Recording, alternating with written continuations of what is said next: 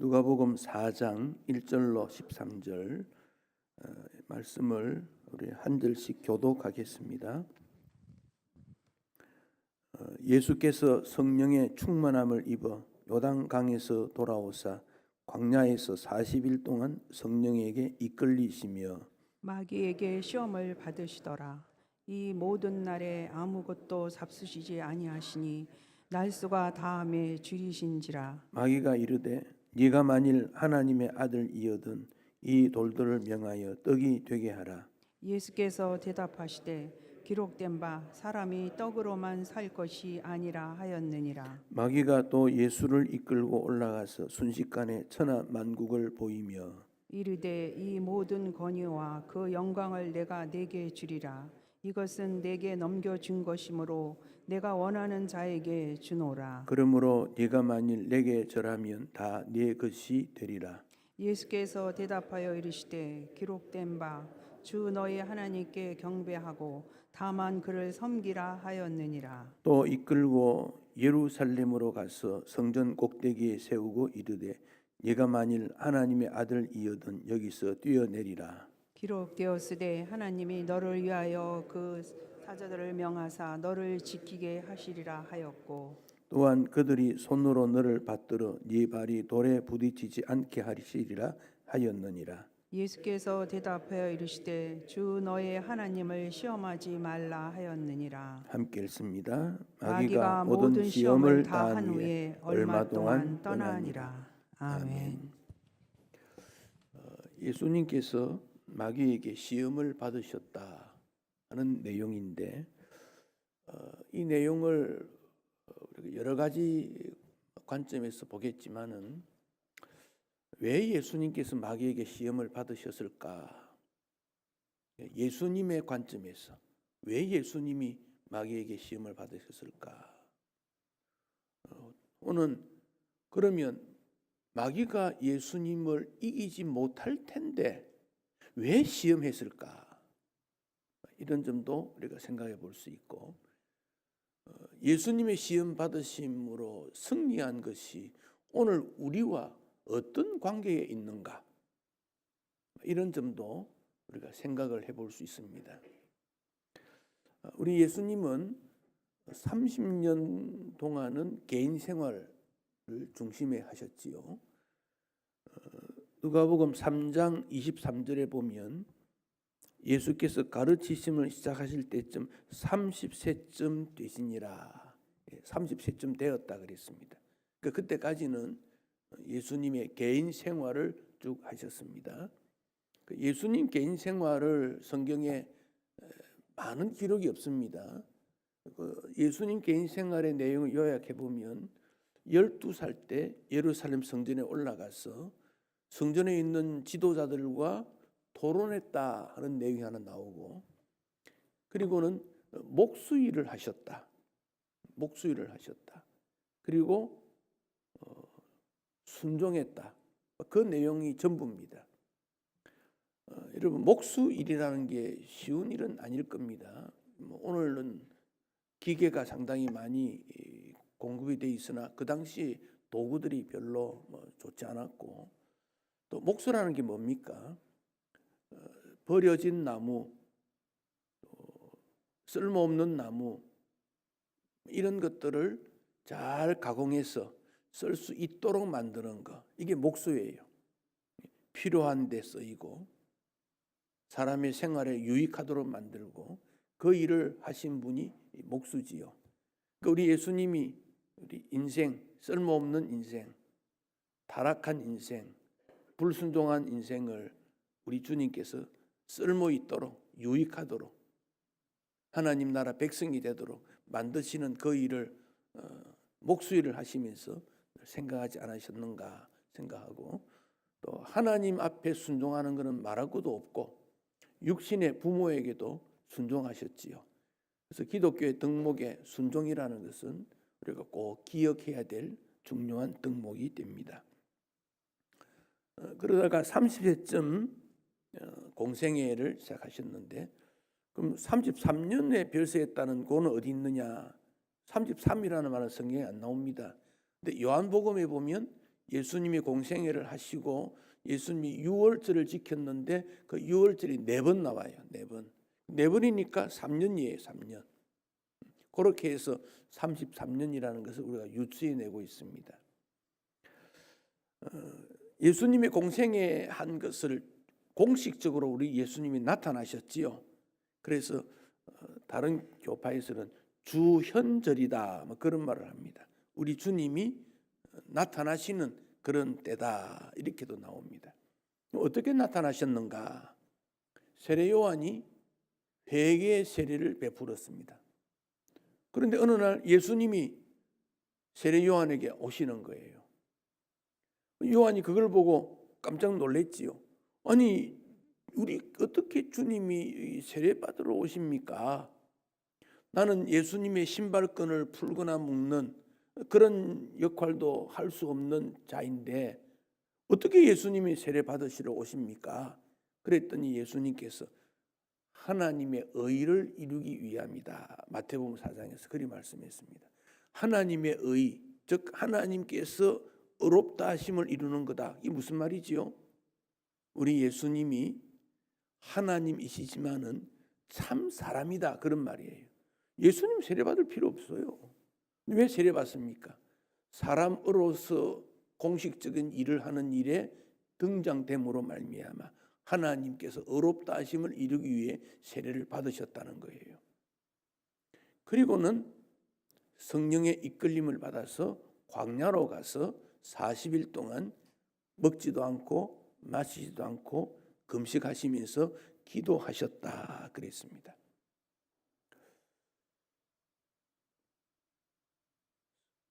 예수님의 기도 제목이 뭘 있었겠습니까? 예수님이 하나님이신 예수님이 광야에 갔어. 광야가 어떤 곳입니까? 아무것도 없는 곳 이렇게 생각하면 돼요. 구약에 보면 이스라엘 백성들이 출애굽에서 광야 생활 40년을 했지요. 그 특징이 먹을 것이 없다. 마실 물이 없다. 잠잘 곳이 없다. 전갈과 불뱀이 있다. 그런 것이 광야입니다. 우리가 이 땅에 태어나서 지금까지 살아오면서 적게 먹고 그런 건 있겠지만 먹지 못한 일은 없어요. 마실 물이 없는 것 없어요. 질에 따라서는 조금 차이가 있을지 몰라도 하나님 앞에 우리는 감사해야 되는 그런 모습이지요. 이스라엘 백성들은 광야 생활에서 만나와 메추라기, 반석에서 나오는 생수 먹고 마셨지요. 하나님께서 공급해 주었다는 거지요. 지금도 우리는 하나님께서 공급해 주시는 것을 먹고 마시는 거지요. 불뱀, 전갈 이건 사람에게 아주 독한 그런 곤충이요, 짐승이지요. 그 불뱀은 세계에서 2번째로 독하다 그럽니다. 사막 가운데 뜨거운 숨어 있다가 머리만 이렇게 내밀어서 사람들이 볼 때는 이게 뱀인지 아닌지 잘 모르는 거죠. 돌멩이인가 그리 볼 수 있는데 그런데 사람을 물면 사람이 죽는 거지요. 또 이스라엘 백성들이 하나님 앞에 원망하다가 불뱀으로 다 죽게 되었을 때 모세가 하나님 앞에 기도했더니 노수로 만든 뱀을 높이 올려라 그랬지요.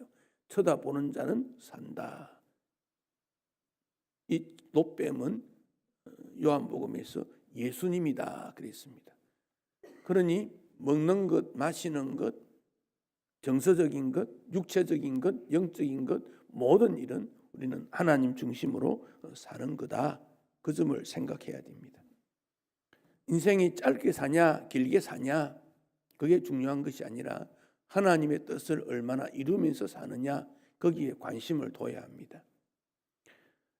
구세군 장설자 윌리엄 부스 그의 딸 미리암 부스 그 딸도 아버지 본받아서 충성스러운 그런 교회의 일꾼이었는데 어떤 질병으로 생명이 위독하게 됩니다. 그 친구가 찾아와서 위로의 말을 이렇게 건넵니다. 그때 미리암 부스가 이런 말을 합니다. 주님의 일을 하는 것 위대하다. 그러나 주님의 뜻을 따라 주님의 일을 하는 것은 더 위대하다. 우리가 다 주님의 일을 합니다. 예배도 그렇고 섬기는 것도 그렇고 또 사회생활 가운데서도 빛으로 소금의 역할을 하는 것 다 주님의 일을 나를 통해서 이루어지기를 소원하는 일인데 주님의 뜻을 따라서 행해지는 일인가? 이 점에 대해서는 다시 한번 우리가 생각해야 됩니다. 주님의 뜻을 따라 하는 일이 하나님 말씀에 순종하는 것 아니겠습니까? 예수님이 걸어가셨던 그 길이지요. 예수님께서 광야에서 낮에는 뜨겁고 밤에는 추운 곳에서 40일 동안 금식으로 기도를 하셨다 그랬습니다. 40이라는 이 숫자는 성경에서 영적으로 대단히 중요한 일로 나타납니다. 이스라엘 백성들의 광야 40년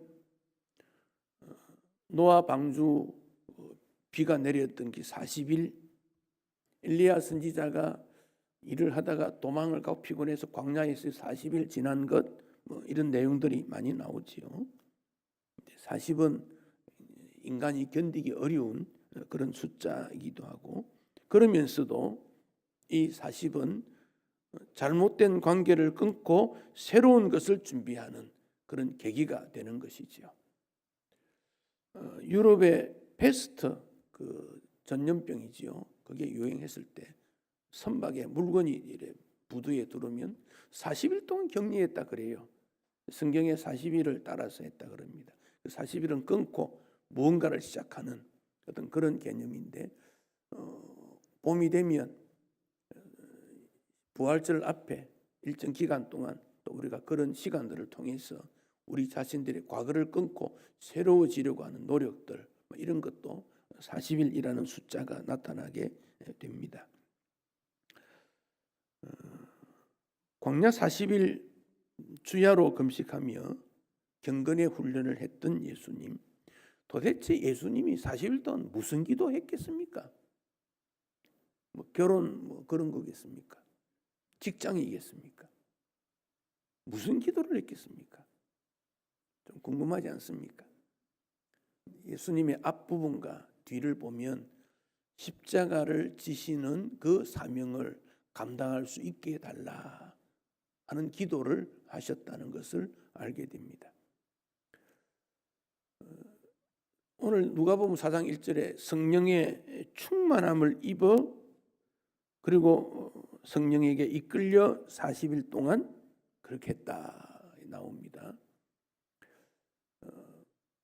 성령의 충만, 이 충만이라는 이 단어는 양적으로 가득 찬다는 개념보다는 지배를 받는다 이렇게 해석하는 것이 더 옳습니다. 에베소서 5장에서 술 취하지 말라 이는 방탕한 것이니 오직 성령의 충만함을 입으라. 술 취함과 성령의 말씀을 했는데 온 취했다 하는 게 공통점을 갖고 있습니다. 술에 취하면 사람이 술의 지배를 받습니다. 판단력도 흐려지고 행동도 이상해지고 그래서 그런 일을 하면 안 된다는 것이고 반대로 성령의 충만함을 받으면 성령의 사람이 되기 때문에 그 충만이라는 말은 지배 그렇게 생각하시면 됩니다. 양적으로 많아졌다 그게 아닙니다. 여러분 성령 충만하면 또 어떤 능력을 우리가 받는다. 그 능력이 어떤 능력입니까? 밖에 나가서 자기와 상대방과 사이가 안 좋은 그런 사람한테 힘으로 그 사람을 제압하는 그런 능력입니까? 돈을 갑자기 벌 수 있는 그런 어떤 능력입니까? 그런 능력이 아닙니다. 하나님의 사람으로 이 땅에 온전히 살아갈 수 있는 하나님의 다스림을 받는 것, 이 성령 충만입니다. 즉 이 말은 예수님께서 공생애를 살아가실 때 성령께서 늘 지배하셔서 교제하시면서 이끌림 받으시면서 끝까지 예수님의 십자가 사역을 완성했다. 그런 말씀입니다. 우리가 하나님 앞에 기도하면서 이끌어 주십시오. 인도해 주십시오. 성령 충만하게 해 주십시오. 기도하는 이유는 우리도 시험을 많이 당합니다. 살아있는 동안 이 시험은 끝이 없습니다. 젊을 때는 정욕이라는 거, 나이가 좀 들면 명예, 돈, 취미 뭐 이런 것 때문에 늘 우리는 시험 받습니다. 이길 수 있는 방법은 성령으로 이끌림을 받지 않냐면 이길 수 없습니다. 모든 사람이 그렇습니다. 사람의 의지로 이 시험을 이길 사람이 있느냐? 아무도 없다는 거 알아야 됩니다. 그러니까 예수님께서도 시험 받을 때 성령의 충만과 성령의 이끌림으로 받지 않습니까?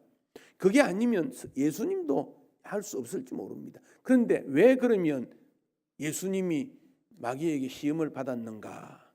자, 여기 이제 조금 고민되는 거를 좀 생각해 보십시다. 자, 우리 예수님이 이 땅에 왜 오셨습니까? 인간의 구원을 위해 오셨습니다.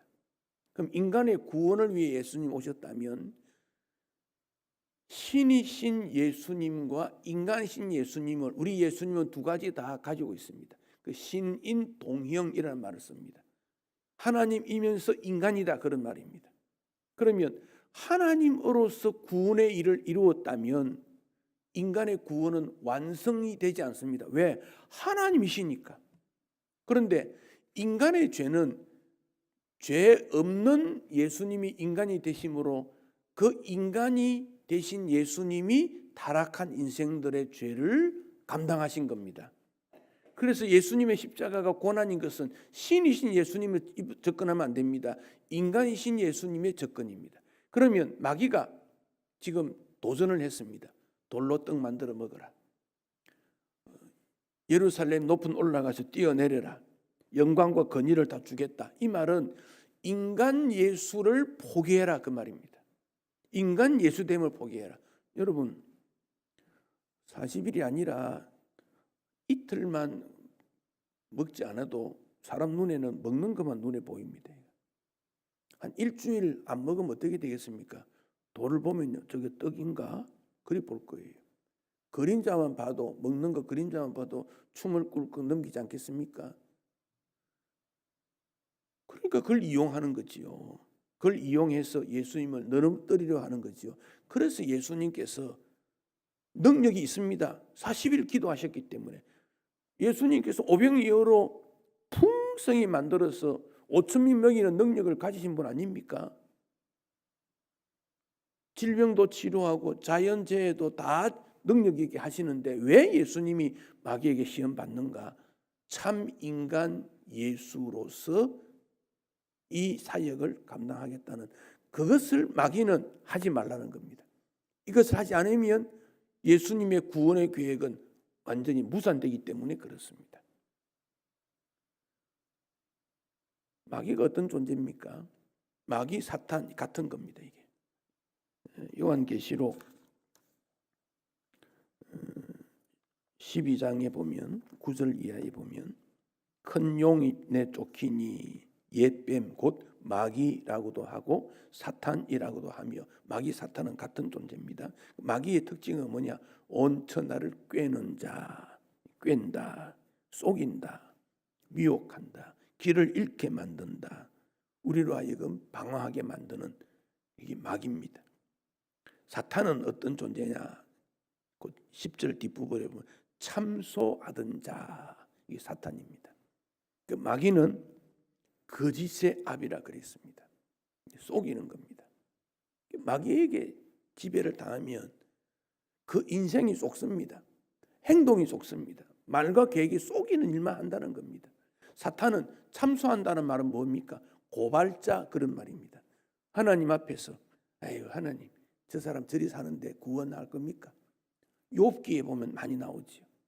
하나님 앞에 가서 그 욥 봤니? 그랬더니 사탄이 뭐라고 합니까? 하나님이 복 주시니까 그랬지. 가만히 두면 그래 안 할 거요. 참소한다는 겁니다.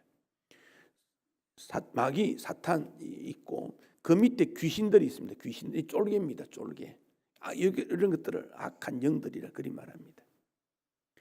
우리 신앙생활에 대적하고 미혹하고 넘어뜨리고 쓰러뜨리고 하는 그런 존재를 말하고 있습니다. 그들이 오늘 우리에게도 시험하고 있다. 여기 있는 모든 분들에게 시험합니다. 시험 당하지 않는 분은 아무도 없습니다. 모든 분들이 그렇습니다. 어리든 나이가 많든. 예수님이 어떻게 이기셨지요? 말씀으로 이겼다 그랬습니다. 어떤 말씀입니까? 신명기서에 있는 말씀을 인용합니다. 신명기라는 말은 하나님의 말씀을 다시 말한다 그런 뜻이에요. 강조하고 있습니다. 출애굽기, 레위기, 민수기에서 모세가 이루었던 모든 일들을 다 집합해서 다시 말하는 것, 그게 신명기입니다. 그 신명기 8장에 있는 말씀을 가지고 예수님이 이기셨지요. 신명기 8장 3절 말씀. 이게 이제 누가복음 4장 4절에 있는 말씀에 대한 그 응답 대항하는 겁니다. 근데 여기 8장 3절에는 사람이 떡으로만 살 것이 아니라 이 뒷부분만 딱 뽑아냈습니다. 근데 8장 3절을 보면 이렇습니다. 너를 낮추시며 너를 줄이게 하시며 또 너를 알지 못하며 내 조상들도 알지 못하던 만나를 내게 먹으신 것은 사람이 떡으로만 살 것이 아니요 여호와의 입에서 나오는 모든 말씀으로 사는 줄 내게 알게 하려 하심이라. 자, 여기 보면 하나님께서 너를 낮추었다 그랬어. 낮추었다. 왜 하나님이 우리를 힘들게 하냐 그 말입니다. 실패가 일어나느냐는 겁니다. 물질이 없어지는 일이 생기느냐, 고민거리가 있느냐 그 말입니다. 낮추었다. 낮아지게 만드셨다 그 말입니다. 왜 그렇게 했습니까? 교만하지 말라고, 믿음에서 떠나지 말라고, 말씀에 순종하라고. 그래서 낮추는 거예요. 그리스도인은 정직하게 살지 아니하면, 부정적 방법으로 어떤 돈을 많이 벌었으면 하나님께서 그거 기뻐 안 하십니다. 가져갑니다. 어떤 방법이든지 허비하게 합니다. 하나님 앞에 순종하면 하나님이 복 주시는데 순종하지 않으니까 여러 가지 방법으로 낮추게 만드시는 거예요. 근데 그것을 깨달으면 다시 회복이 돼요. 깨닫지 못하면 끝까지 그렇게 가는 거예요. 그걸 깨닫는 것이 지혜 아닙니까? 그런데 우리는 여전히 거부하는 거예요. 나는 아니라는 거예요. 나는 내대로 살겠다는 거예요. 내 모습 그대로 간다는 거예요. 간섭하지 말라는 거예요. 그게 교만이지요. 우리를 왜 낮춥니까? 이스라엘 백성들을 왜 광야에서 고난받게 만듭니까? 우리가 이 땅에 사는 동안 고민하게 만들고, 물질도 때로 어쩔 수 없는 일 때문에 사라지는 일도 생기고, 건강도 약해지고, 걱정도 고민거리도 생기고. 왜 그렇습니까? 낮추어서 하나님 말씀으로 사는 것을 깨닫도록 하는 하나님의 방법이다. 지금 예수님이 그 말씀하십니다. 떡으로 사는 게 아니다. 떡이 뭡니까? 먹는 것, 입는 것, 경제생활 아니겠습니까? 그걸로 사는 것이 아니라 말씀으로 사는 거다. 그 말씀입니다. 두 번째, 세 번째 내용은 마태복음과 조금 순서가 바뀌어져 있습니다. 바뀌는 거 중요하지 않습니다. 두 번째가 뭡니까? 6절에 권위와 영광을 너에게 주겠다. 권위와 영광, 인기, 명예, 권력, 그런 거 아니겠습니까? 우리 세상에 인기, 명예, 권위 때문에 무너지는 인격자 얼마나 많습니까? 자존심, 그런 걸로 주님 앞에 사는 것이 아니다. 마귀에게 천하만국을 보여주면서 이거 줄 테니까 절하면, 타협하면, 머리만 숙이면, 눈 감으면 다 해주겠다. 얼마나 우리가 유혹받습니까? 그거 그렇지 않습니까? 9절에 예루살렘 성전 꼭대기에 데리고 올라가서 하나님의 아들이거든 뛰어내려라 그랬지요. 예루살렘 성전 꼭대기에 망대가 하나 있어요. 망루. 거기서 제사장이 나팔을 붑니다. 아침에 일어나라고 빵 붑니다. 그러면 사람들이 나옵니다. 그 망대 밑에는 한 100m 정도 밑에 낭떠러지 기드론 골짜기 이렇게 있습니다. 나팔을 붑니다. 대속죄일 이럴 때는 더 나팔을 붑니다. 크게 나팔을 붑니다. 사람들이 막 예루살렘에서 나옵니다. 그때 예루살렘에 나온 사람들이 있을 때 예수님께서 성전에서 100m 이상도 확 뛰어내렸다 생각해 보십시오. 사람들이 어떻게 되겠습니까?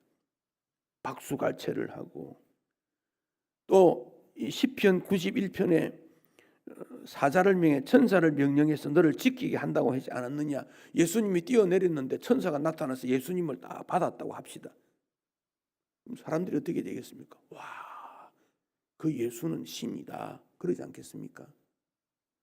그러면 예수님이 어떻게 되겠습니까? 신이신 예수님으로는 등장이 됩니다마는 인간 예수로는 등장이 안 되는 거예요. 마귀가 지금 그걸 노리고 있습니다. 너는 신이다, 신으로 등장되라. 예수님이 무리들에게 먹인 다음에 조용히 산에 올라가 버립니다. 왕으로 막 삼으라 하니까 조용히 가버립니다. 왜? 예수님은 메시아이시지만은 신이시지만은 십자가지로 오신 거다, 그 점을 항상 잊지 않습니다. 거기에 대한 결심과 사명의 기도를 광야 40일 동안 한 거 아니겠습니까? 마귀는 그거 하지 말라는 겁니다.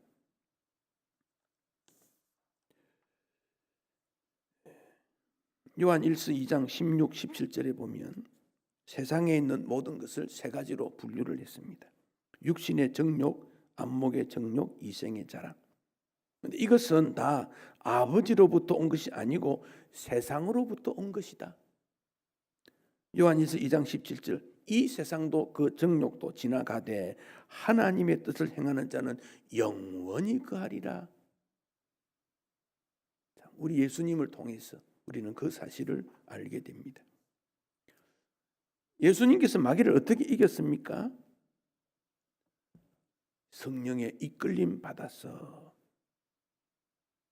여기에 우리가 기억해야 될 것은 말씀과 기도 생활과 성령 중심적 생활이라는 것을 알게 됩니다. 여러분, 성령 충만이 뭐지요? 성령으로 지배를 받는다는 것입니다. 성령의 지배를 받으면 어떻게 될까요? 성령의 열매를 맺습니다. 성령의 열매를 맺는 것은 어떻게 맺습니까? 순종함으로 맺는 겁니다. 순종하지 않는데 성령의 열매를 맺거나 하나님께 기쁨이 되거나 하나님 앞에 즐거움이 되는 사람이 있겠습니까? 그런 내용은 없습니다. 지금 우리 예수님이 세례를 받으실 때 세례 요한이 말했습니다. 왜 세례 받습니까?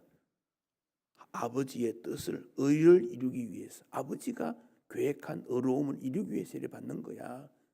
그 의는 무엇입니까? 십자가 지는 거예요.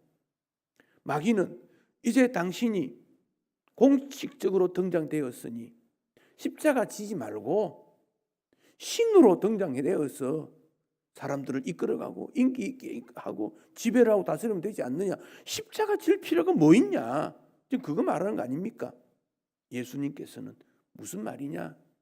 하나님 말씀으로 사는 거다. 그 말씀은 예수님이 십자가 지는 거다. 그 말씀입니다. 우리가 좋아하는 찬송에 보면 나의 갈 길 다가도록 예수 인도하시네 하는 찬송이 있습니다. 거기 보면 무슨 일을 만나든지 만사형통하리라. 만사형통하리라. 굉장히 좋아하는 말이고 저도 이 만사형통이라는 단어를 좋아합니다. 근데 만사형통이 뭐 있습니까? 어려움이 없고 행복하고 잘 사는 것, 뭐 그런 거 아니겠습니까? 그런데 이 만사라는 속에는 슬픔도 있고 아픔도 있고 괴로움도 있고 수고로움도 포함되는 겁니다. 그런 가운데도 형통하게 되는 겁니다. 그게 복음입니다. 슬픔도 괴로움도 아픔도 없는 형통은 없습니다. 그거 기대하지 마십시오. 그런 일은 없습니다. 그러니까 형통 앞에는 기도로 은혜를 구하고 경건의 삶을 살고 하나님을 기쁘시게 함으로 형통하게 되는 것이지요. 우리의 삶이 전적으로 믿음으로 사는데 시험이 있어도 환난이 있어도 형통하게 되는 만사형통이라는 것은 하늘의 위로 성령의 다스림과 지배와 이끌림 없이 형통이라는 삶을 기대하지 마십시오. 그건 복음이 아닙니다. 복음은 이 땅에 살아갈 때 수고로움과 아픔과 괴로움이 있을지라도 주께서 우리를 인도하시고 하나님이 주시는 능력으로 살아가고 성령의 지배와 이끌림 받아서 형통하게 되는 것, 그것을 만사 형통이라고 말합니다. 그러니 믿음 형통이고 기도 형통이고 십자가 형통입니다.